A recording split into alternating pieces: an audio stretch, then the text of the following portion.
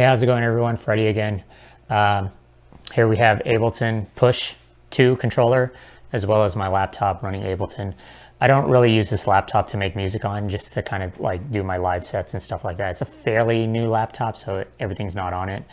But yeah, I've been using Ableton for a really long time now. This is Ableton 10 that we're seeing on the screen. I've been using Ableton 10, I don't know, maybe like the past year. And then I've been using the Push 2 for maybe the past 3 years or so, or however long it's been out. I mainly have a desktop computer in the studio, and that's kind of like my main computer for making music on, because it's just more powerful. I pretty much have all the plugins and everything loaded on there, so that's kind of like my main computer. But whenever I need to use like Ableton on other computers, like this laptop, or like I have an older laptop that I use for kind of like Serato and Ableton, I try not to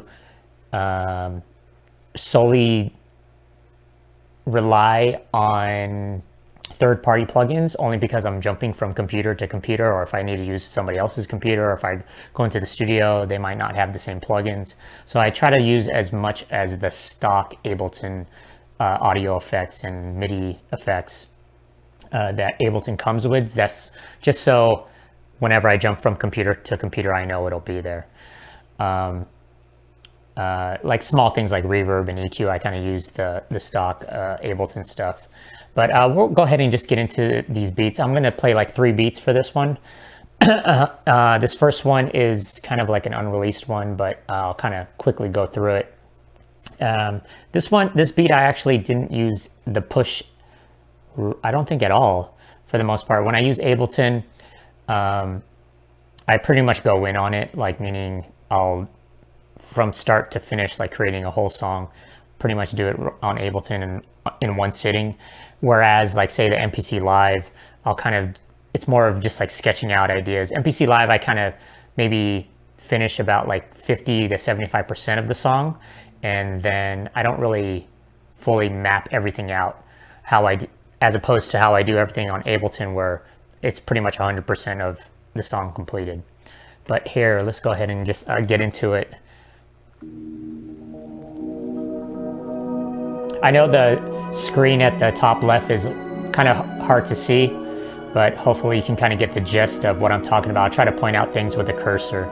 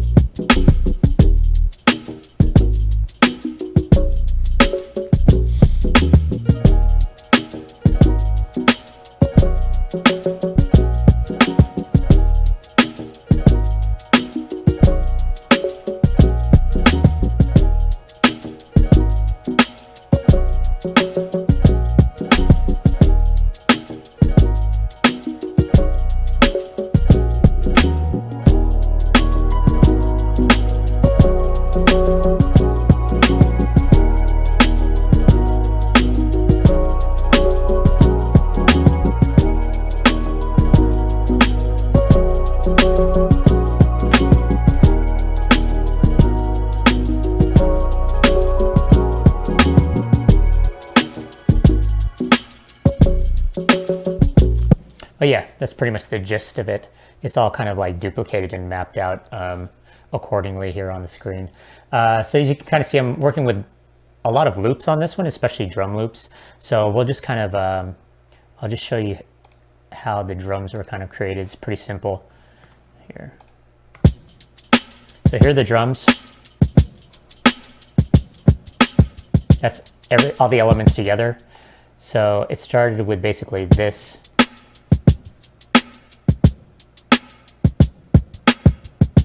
And then these are like a tambourine.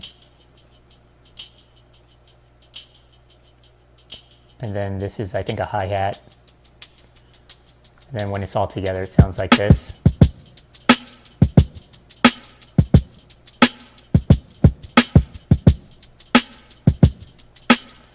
Here's the sample.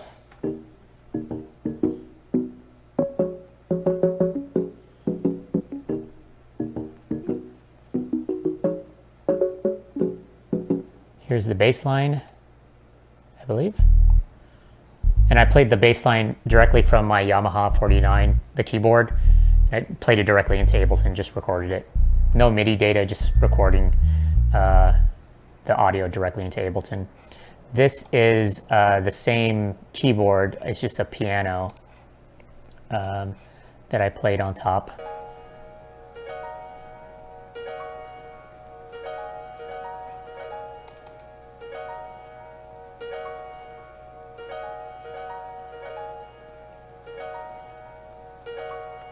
And then same keyboard, just a different, this is like electric piano.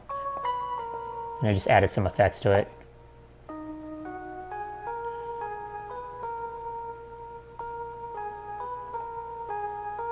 And then if I soloed pretty much all the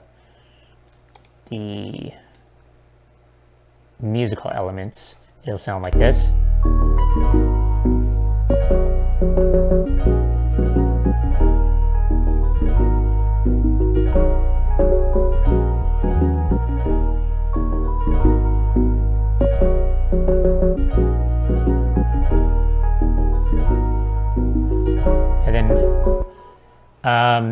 This part right here is what I like to do is take the original sample and then, you know, kind of lay it out how I chop it or whatever it is, loop it. And then what I'll do is I'll duplicate the track. So it's like two of the same sample. It's stacked on top of each other. And then what I'll do is I'll take that duplicated track and I'll pitch it up an octave, or yeah, a full octave, or I'll pitch it down a full octave. So it kind of like fills in a little bit of the space. So you have two of the same sample, but one is just, they're just pitched at different different octaves. So here it is.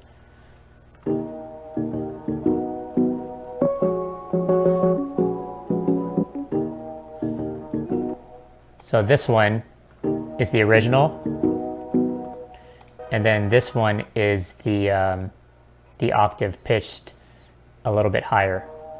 Whoops. Yeah.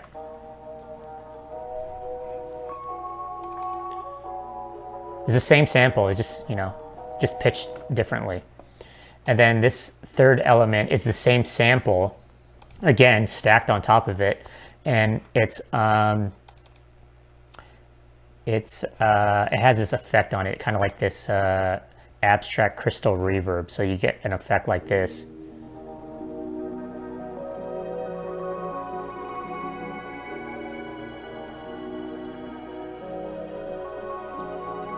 So everything together sounds like this. This is kind of like the chorus or the hook area.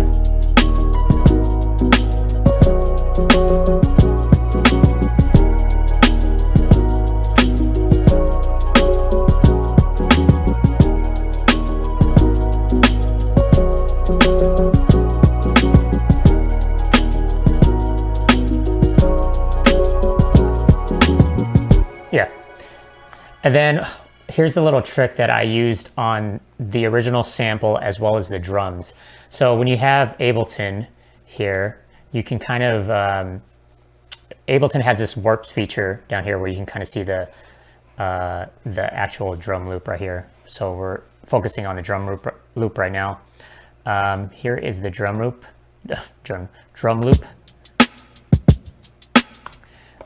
Here is the drum loop without messing with the transient feature down here. So if you look at the bottom here, you can preserve kind of like how the transients work.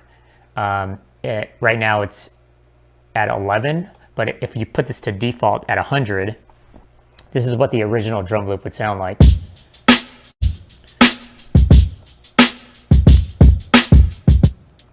So if we put it back to 11, or if we bring down that transient warp feature, you get this kind of effect. So what it does is kind of like eliminates some of a lot of the space in between like certain transients. So for instance, for the drums, a kick and a snare, it'll eliminate that space in between those two transients of the kick and the snare. So you kind of get just like the the first hits of certain things, certain transients anyway. And then you can kind of make something cool like that. So it's not so like airy, basically. So here it is, original. If we kind of just bring it down slowly. See, you can kind of do cool stuff like that.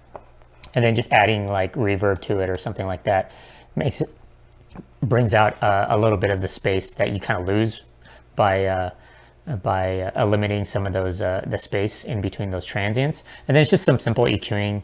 And then I really like this drum bus new audio effect on Ableton 10. You can pretty much do the same thing, almost. Here, we'll listen to this dry real quick. So here's the original. And if we come here to this drum bus plugin in Ableton, you can do pretty much the same thing. Almost the same thing. I think that warp feature in within Ableton itself with the sample, it brings or takes it out a little bit more than this drum bus. But you can also do just like some basic drum sculpting in here. So you can bring up the drive or the crunch or this boom, which is kind of like the low end. You can adjust the frequencies. Yeah, some cool things with this drum bus. So if your drums aren't really hitting as hard as you really want them to, this drum bus plugin actually helps out a lot. And then I applied that same kind of thing to the sample as well. That same kind of transient warp feature, I guess. So here it is without or at default.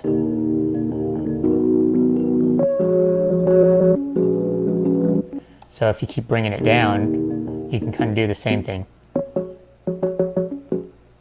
And it kind of brings out like kind of like with like melodic stuff like that. It kind of gives it kind of like a rhythm kind of characteristic, like almost like a rolling kind of rhythm.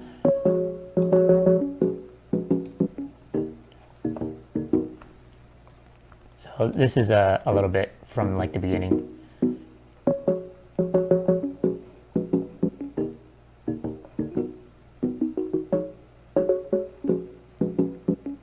So I just did all my chopping basically by cutting and pasting rather than doing it on the push. So that's pretty much it.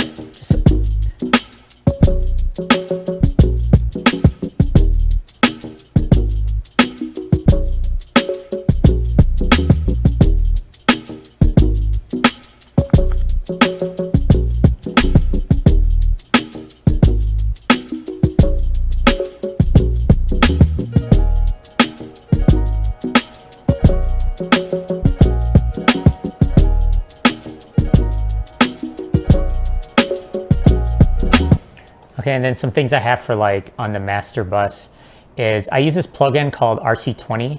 ASO actually got me hip to this one. And it's kind of like this multi-effects processing kind of thing where you can come in and add noise, kind of like vinyl noise or like a record player.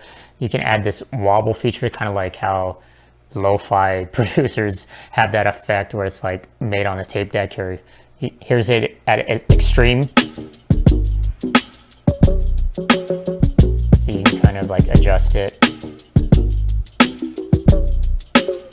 But I don't really use it. I use it very sparingly. You can also distort kind of like some of your mix, I guess, or whatever you're putting this plugin on. And then it kind of has this bit reduction feature as well. You can also add reverb.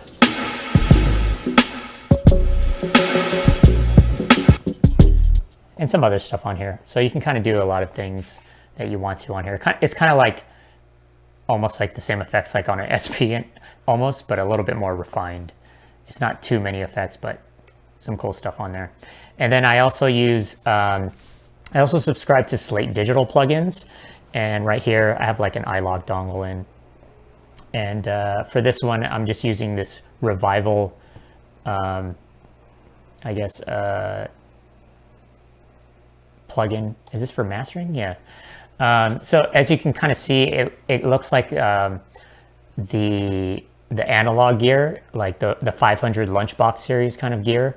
And a lot of this emulates vintage compressors and EQs and stuff like that. So you can subscribe to Slate Digital and kind of use these plugins. So these are a couple third-party plugins that I use. But this Revival one, it basically kind of just boosts up like the low frequencies. I mean the high frequencies.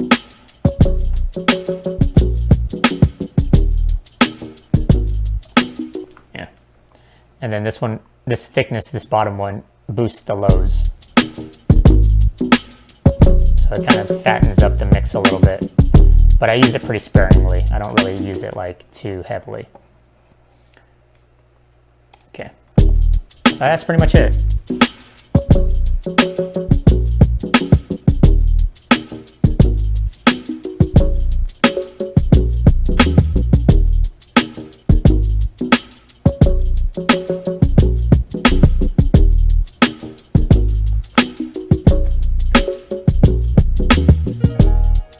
Yeah. So let's go ahead and get into this next one here. Might take a little bit just to load. Lately, I've been working with that producer, Kayla Maestro, that young producer out of the UK. He's a super talented young producer. I think he's either still in high school or he just graduated high school or something like that. But he's super young, super talented. Kind of produces like hip hop and soul kind of stuff, but he also does like kind of trap stuff. But very talented. Got a kid out of the UK, but we worked on a couple tracks. We have a track called Sugar that's out on like Spotify and Apple Music and all this other stuff, iTunes. But then we have this other track that's kind of unreleased that we've been kind of sitting on for a little bit. And we'll quickly go into that one. And with that one, he initially sent me the sample along with some drums that he was working on along with it. But I basically took that and I chopped up the sample as well as stacked some drums on top of it and then played the bass on top of it and played some other synths, and so I found some horn samples that I played on top of it. But we'll go ahead and get into it.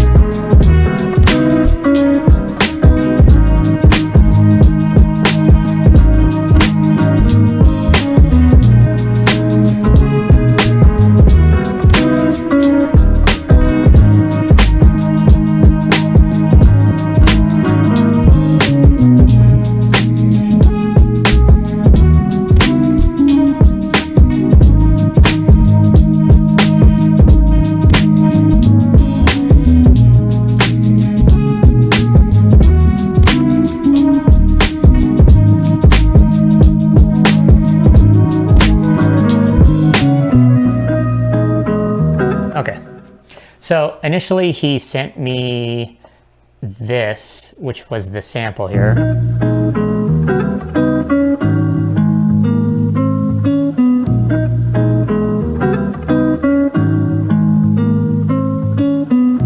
Okay, and then he basically sent me the drums along with it, the ones that he was working on, which is this. I'll just play the drums and I'll bring the sample in. So these are the drums that he initially sent me, along with the sample.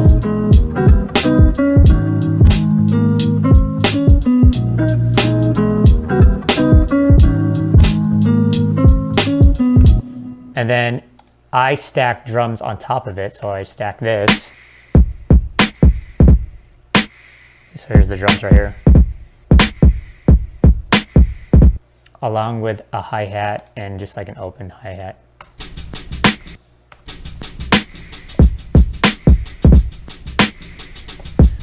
So here are all the drums, mine and his together.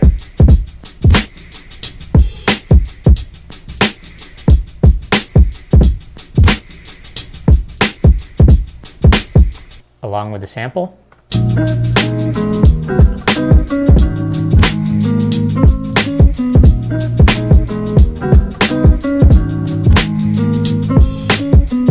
Yeah, and then I basically, what I did was I took this sample loop that he gave me and I chopped it up. So here is the chops for this. Whoops. So here it is. I don't know if you can see it on the other camera. Whoops. But here are the chops. And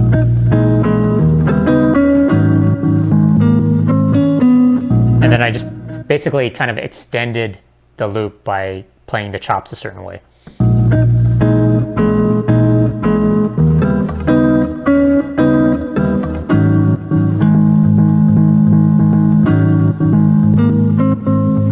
I forgot how I played it, but here, this is the chops.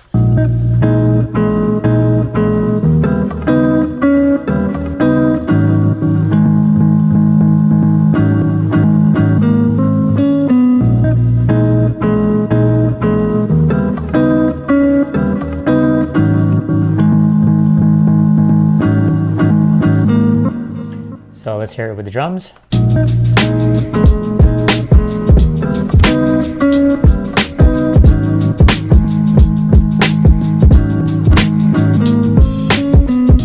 Okay, and here's the bass line that I just basically played directly into Ableton from my keyboard.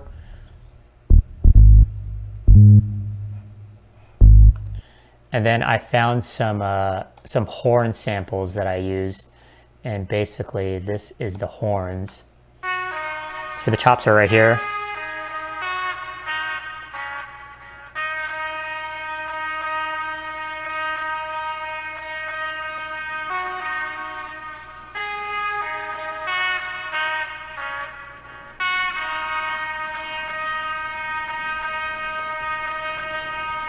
And then this is a synth that I'm playing directly into Ableton. I just basically hooked up my keyboard directly into Ableton and played it. And I played the synth so it would kind of match the same melody as those horns. Come up. Come up.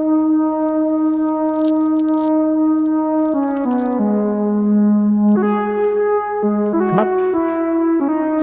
Cat doesn't want to come up.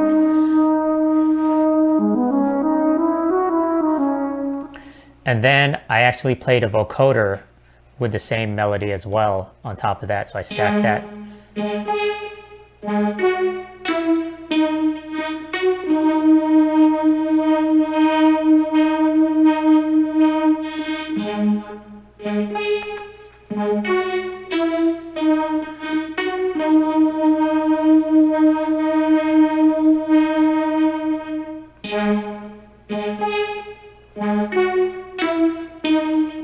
I don't even know what I'm saying there, honestly.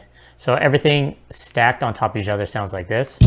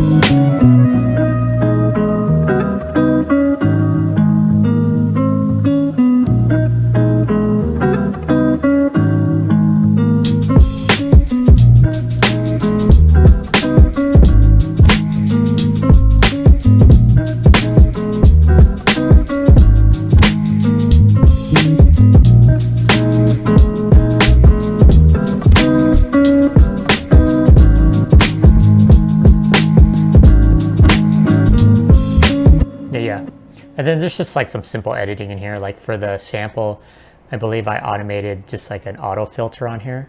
So you can kind of see that if I just push A here, you can kind of see where the filter kind of comes in and then comes back out. So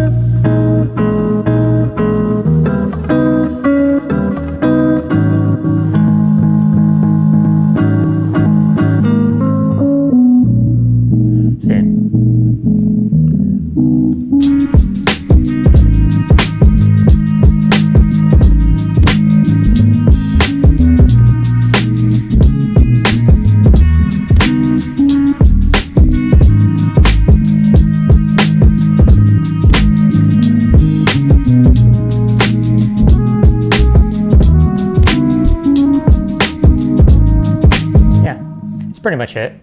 And then hopefully we'll have some kind of idea of like what we're going to do with this track. But yeah, that was me and Kayla Maestro. Like I said, initially he sent me the sample along with his version of the drums, and I just basically added everything else on top of it. And then I chopped up the sample as well. But yeah, let's go ahead and load up this last one. Okay. So this last beat was actually, we released it with, I released it along with Mellow Orange on a beat cassette called Drifting. So you can still pick that up. I believe it's still available on melloworange.com. But it was basically a cassette tape of just a bunch of beats of mine. This one is a little bit, it's a lot more simple than those last two beats. I'll go ahead and play it and then we can kind of talk about it. You are a first lady worthy of the king.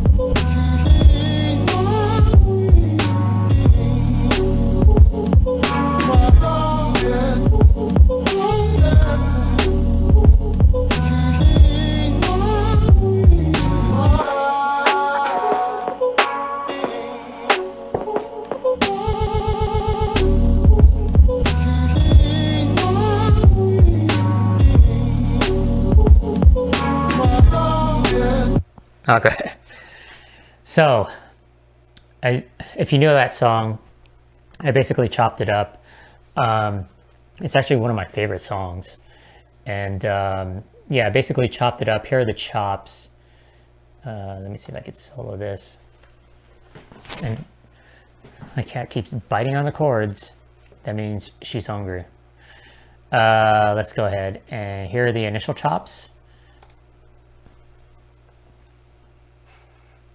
Go ahead and get to that. Is that right?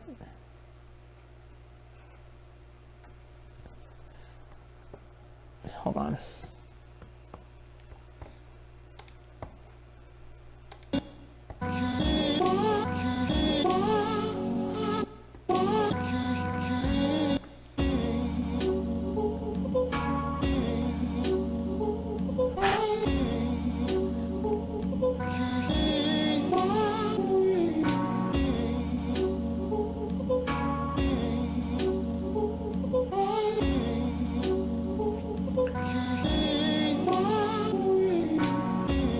And then I basically took other chops and stacked them on top of it.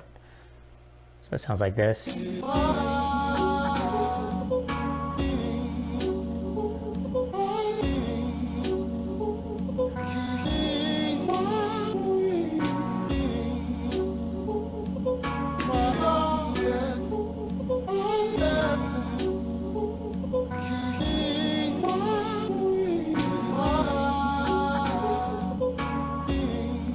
If you need to see the MIDI stuff, it's really simple stuff here, just the chops.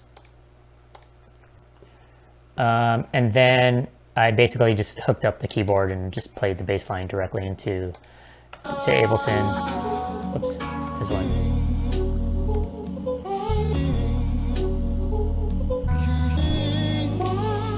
I might have, you know what, actually I might have used Reason for the bass line. So with Reason you can rewire it to Ableton, and I basically would just play the bass through Reason, and then it would be a MIDI track, and then I would just convert it into audio. Yeah, and then the drums are super simple, which is this.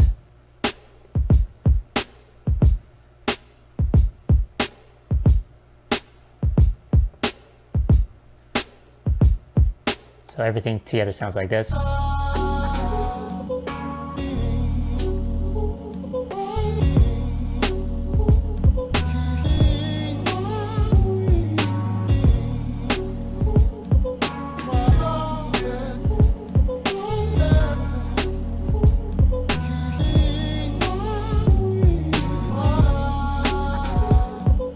Okay, so after I got it to where how I liked the song kind of mapped out, what I did was I bounced out the audio, or I basically routed the audio out from the computer into the SP404, and I used the SP404 to trigger effects while it was playing out, and then I routed that audio back into the computer, and it just recorded what I was doing live with the SP. So you'll get this track on the bottom here, which is this. So you get these effects like here.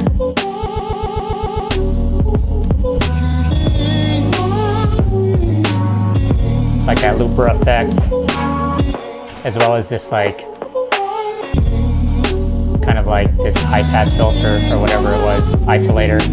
No dollar amount can buy the friendship you bring. Same with right here. And then what I did was, once that bounced back into the computer or back into Ableton, I heard that a little bit of the low end of the drums was kind of missing, so I just basically duplicated the drums over, and then I EQ'd it, as you can kind of see down here.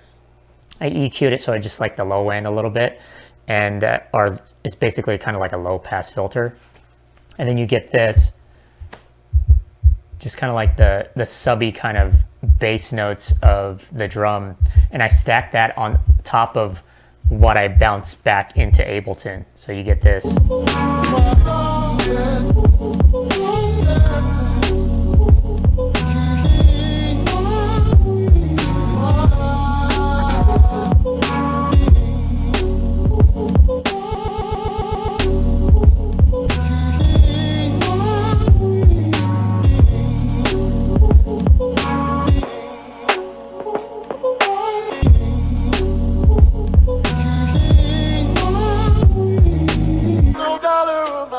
The friendship you bring.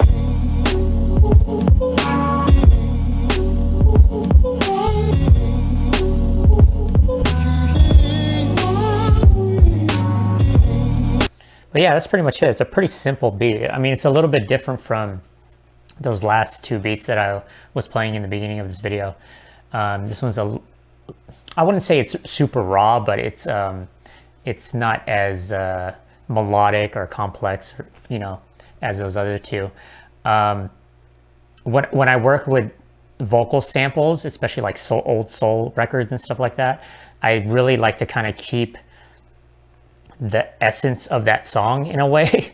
So with like old soul records, I like keeping like the drums a little bit more soulful, or you know, like not really complicating it with a bunch of like melodies and stuff like that. So yeah, pretty simple beat right there. But yeah, that's pretty much it. It's 3 beats on Ableton. I mean, I could show you a group more. I didn't want to like me just playing beats out on these videos, especially with Ableton. It's almost like I'm just like playing iTunes. I just didn't want to do a video like that.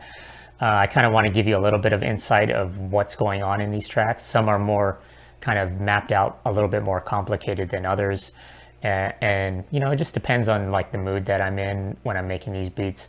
A lot of the stuff that I just generally listen to is just a bunch of different things. So I get inspired by a bunch of different styles of music, especially like hip hop tracks or soul tracks. You know, I listen to a variety of like different styles of like hip hop and soul and stuff. So that's kind of like my influence for a lot of these things. I don't even know what I was listening to when I heard this one, but yeah. Hopefully I can come out with another video sometime soon. I know December is a little bit of a busy month for a lot of people because of the holidays as well as work and stuff like that. But hopefully I'll come out with something new. I would do like making a beat from scratch on Ableton, but I already know how time consuming that is, and I know you probably don't want to sit through like a whole thing of that. But maybe we can just kind of go through a few other beats on Ableton as well. I don't just use Ableton. I use Logic. I actually use Logic for like more of the sounds. And same with Reason. I use Reason more for the sounds. I don't really record or sequence on any of those programs. But I still use Pro Tools for like mixing. I think it's a great tool for mixing, as well as just recording, just general recording. I like using Pro Tools because I feel like when I use Ableton, I'm really sticking to a grid in a way. Even when I record stuff in session mode or kind of sketch out stuff in session mode, I feel it's still like on a grid. And I feel with Pro Tools, I have a bigger space to work with. Like I'm not really thinking about putting everything on the grid, like in time divisions and stuff like that. I kind of do it a little bit more loose in Pro Tools than I do in Ableton. But anyway, maybe we can get into a beat that I've kind of made in Ableton. I mean, excuse me, in Pro Tools. Usually in Pro Tools, I don't really do beats, but more just like songs, because there's not really I don't really stick to like a confined BPM in Pro Tools. Whereas Ableton, I'm kind of like, it's all kind of mapped out, sticking to 1 BPM. But anyway, thanks again for tuning in. Hopefully I'll come out with another video soon. Peace.